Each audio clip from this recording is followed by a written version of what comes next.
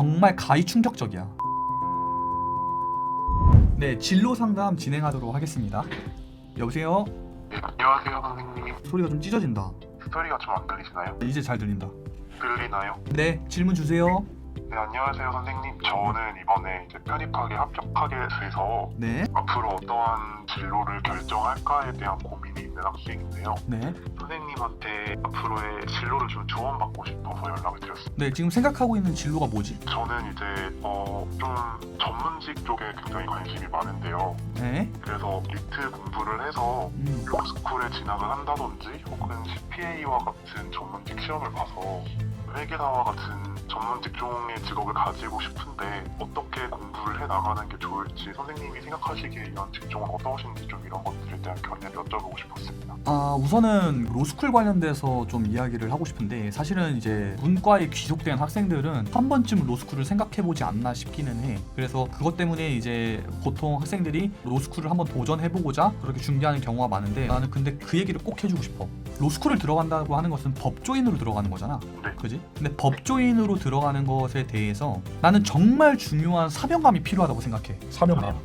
왜 그러냐면 이과 계열과 문과 계열에서 둘 다 인간의 생명과 연관된 직업이 난 두 가지 직종이 있다고 보거든. 물론 상당히 많은 직종들이 있지만 인간의 생명과 직결되어 있는 직종이 나는 두 가지 있다고 봐. 그 이과에서는 그게 의사라고 생각을 하고 문과에서는 그게 법조인이라고 생각을 해. 그럼 이게 네. 의아할 수 있어. 이 의사 같은 경우는 당연히 생명과 연관되어 있는 직업이라는 거는 너무 쉽지 않은데 왜 법조인이 그러면 인간의 생명과 관련된 부분이냐라고 질문을 할 수 있거든. 네. 근데 그거에 대해서 답변을 해주자면, 의사들은 인간의 육체적 생명과 직결된 부분과 연관되어 가지고 직종을 펼쳐나가고 있지만 법조인이라고 하는 사람들은 사회적 생명, 그러니까 우리가 사회에서 살고 있으면 그 사회에서 영위하는 어떤 생명들도 존재하거든. 예를 들어서 사회인이라면 누구나 자유라는 거를 갖고 있잖아. 네. 근데 법조인의 판결과 법조인의 기소와 법조인의 변호에 따라서 그 사람의 사회적 자유가 없어질 수도 있고 다시 되살아날 수도 있단 말이지. 네.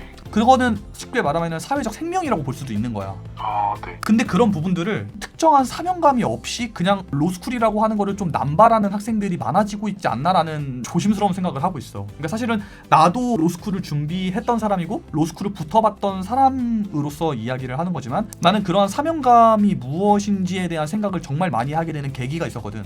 네. 굉장히 유명한 변호사님 밑에서 인턴을 하면서 법조인이 하는 업무라고 하는 것을 내 살로 느낄 수 있도록 직접 경험을 해봤단 말이지. 네. 근데 그런 경험을 해봤을 때 이거 정말 내가 돈이 목적이거나 명예가 목적이 아니라 누군가를 위해서 이 일을 할 수 있을까라고 했을 때 겁이 덜컥 나더라고. 그러니까 어떤 겁이 나냐면, 나는 이제 성폭행 전담된 사건에 대해서 녹음본이나 이런 것들을 기록을 하는 그런 업무를 했었는데 네. 정말 가히 충격적이야. 실제로 영화에서 봤던 것보다 훨씬 더 무섭고 힘든 일이 많아. 나는 그거를 한 달밖에 안 한 정도에는 정신적으로 피폐해졌거든. 근데 그런 업무들을 변호사들이 한다고 생각을 하면, 물론 성폭행 관련된 형사법만 관련된 부분만 담당을 하시는 분들이 있는 것은 아니지만 그런 것들에 대해서 내가 정말 이게 적성에 맞는지, 법조인이 되겠다라고 하는 것을 법조인이 갖고 있는 프로보노 정신으로 할 수 있는지라는 생각을 먼저 하는 게 나는 맞다고 봐.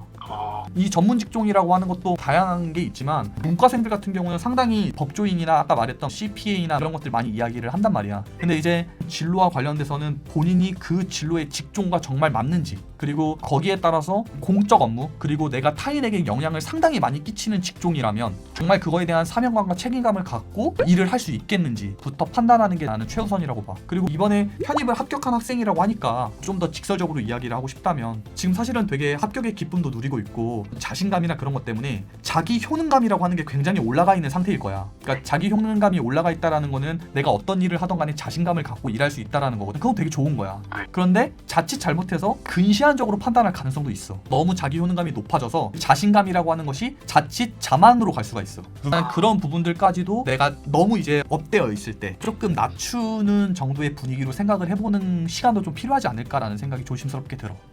그러면 단순히 돈이 목적으로 그렇게 진로를 결정하는 게 아니라 나 자신에 대한 분석이 먼저 선행되어야 한다라고 말씀하시는 거라고 이해하면 될까요? 그치. 무엇보다도 나는 공부할 때도 마찬가지고 어떤 일이든 마찬가지야. 자기 객관화 능력이 좋은 사람은 성공을 못할 수가 없어. 그래서 나도 지금 상담을 하는 친구가 전공 적합성적인 측면으로만 판단하는 게 아니라 정말 나라고 하는 사람을 객관적인 눈으로 바라보는 시간들을 활용을 해서 그래도 학교 생활 잘 열심히 하면서 생각을 해도 늦지 않을 거라고 봐. 네 선생님. 감사합니다. 네, 어쨌든 네. 합격 너무 축하드리고 지금은 합격의 어떤 기쁨을 누려야 되기 때문에 충분히 누리시고 그리고 나서 제가 조언드린 내용들 한번 다시 한번 검토해보길 바랄게요. 네, 감사합니다, 선생님. 네. 자, 이런 진로 상담할 때가 항상 이제 드는 생각이지만 로스쿨 준비자가 너무 많아요. 얘기했던 것처럼 저도 이제 로스쿨 준비를 해봤기도 하고 그리고 사실 저도 그 꿈을 은연중에 놓지 못하고 있는 것 같아요. 흔히 뭐 문과충이라고 하죠. 저도 이제 문과충의 대표적인 사람이기는 한데 그 문과충들은 당연히 최고 위에 있는 로스쿨이라고 하는 데를 한번 들어가서 법조인의 어떤 경험이나 그런 것들을 하고 싶어 하는 경우가 많은데 그게 잘못된 건 아닌 것 같아요. 본인이 하고 싶은 거를 한다라는 거 하는 거는 뭐 잘못됐다라고 얘기할 수는 없겠지만 그래도 정말 법조인이라고 하는 직종을 사명감과 책임감을 갖고 할 수 있는지 그 여부를 판단하는 거는 정말 상당히 중요한 것 같아요. 그런 이유 때문에 저도 로스쿨을 준비를 하려다가 지금은 적지 않았나라는 생각이 듭니다. 어쨌든 지금 로스쿨을 준비하시려고 하시는 분들 도움이 되셨길 바랄게요. 다음 상담 때 뵙겠습니다.